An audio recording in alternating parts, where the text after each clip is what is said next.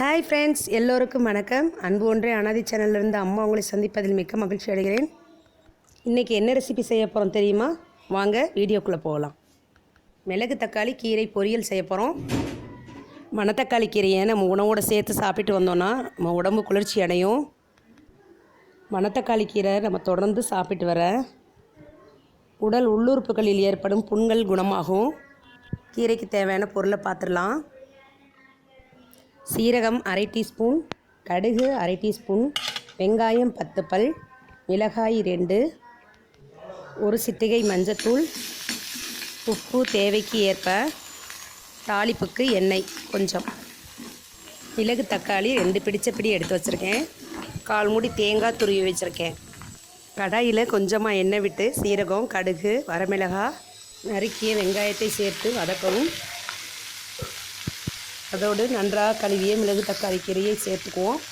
தேவையான அளவு உப்பு, சிறிது மஞ்சத்தூள் சேர்த்து நன்றாக வதக்கலாம். பாருங்கள் எப்படி இருக்குன்னு. எப்பயுமே நம்ம எந்த கீரைகள் வாங்கிட்டு வந்தாலும் அந்த கீரைகளை நல்லா கழுவிட்டு லாஸ்ட்டு கொஞ்சோன்னு மஞ்சத்தூள் போட்டு நல்லா கழுவி எடுத்தோம் அப்படின்னா கீரைகளில் விஷத்தன்மை இருந்தாலும் நீங்கிடும். கீரையை கொஞ்சம் நேரம் தட்டு போட்டு மூடி வைப்போம். அடுப்பு ஃப்ளேமை குறைச்சி வச்சிடலாம். கொஞ்ச நேரம் மூடி இருந்தால் போதும், அந்த வேர்வையிலே வெந்துடும். பாருங்கள், கீரை நல்லா வெந்துருச்சு, இறக்குற ஸ்டேஜ் வந்துருச்சு.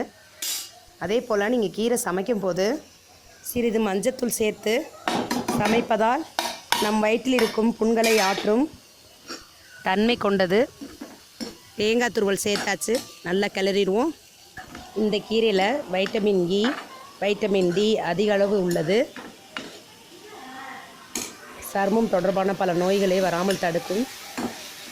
வயிற்றில் உள்ள பூச்சிகளை வெளியேற்றும் தன்மை கொண்டது. பல நோய்களை விரட்டும் சக்தி கொண்டது. கீரையை டேஸ்ட் பார்த்துடலாம். விதைகளோடும் பூவோடையும் சேர்த்து தான் சமைச்சிருக்கோம். இந்த கீரையை பாருங்கள் எப்படி இருக்குன்னு. ரொம்ப உடம்புக்கு நல்லது. தினம் ஒரு கீரை கண்டிப்பாக சாப்பிடுங்கள்.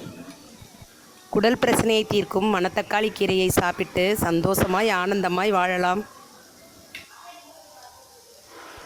ரொம்ப சூப்பராக இருக்குது. நீங்களும் செய்து சாப்பிடுங்க. இந்த வீடியோ உங்களுக்கு பிடிச்சிருந்தா லைக் பண்ணுங்கள், ஷேர் பண்ணுங்கள், சப்ஸ்கிரைப் பண்ணுங்கள். மறக்காமல் பெல் பட்டனை கிளிக் பண்ணுங்கள், கமெண்ட் பண்ணுங்கள். வாழ்க வளமுடன், வாழ்க பல்லாண்டு. நன்றி, வணக்கம்.